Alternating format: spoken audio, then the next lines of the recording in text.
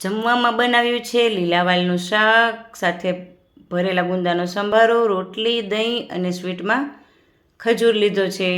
તો લીલા વાલનું શાક બનાવવા માટે મને અહીં આજે બા અને દાદાએ બંને સાથે મળી લીલા વાલના શીંગોમાંથી એમના બી નીકાળી આપ્યા, એટલે મારું જે કામ હતું એ ઘણું આસાન થઈ ગયું. હવે શાક વઘારવા માટે મેં અહીં લીલા વાલના બીની સાથે બટેટા અને ટામેટાં પણ લીધા છે. તેલ સરસ ગરમ થઈ ગયું છે. રાઈ જીરું એડ કરી દીધા છે. ત્યારબાદ હિંગ અને હળદર એડ કરીશ અને વાલના બી અને બટેટાને પહેલાં હું એડ કરીશ. તેલમાં થોડીવાર એને સાંતળી લઈશ.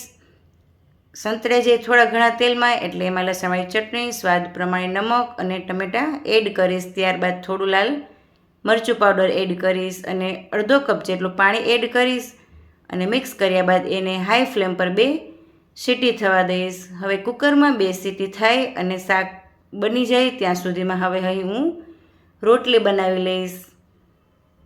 જો તમને મારો આ વિડીયો ગમ્યો હોય તો મારી ચેનલને લાઈક, શેર અને તમારા ફ્રેન્ડ્સ અને રિલેટિવ્સમાં મારા આ વિડીયોને જરૂર શેર કરજો.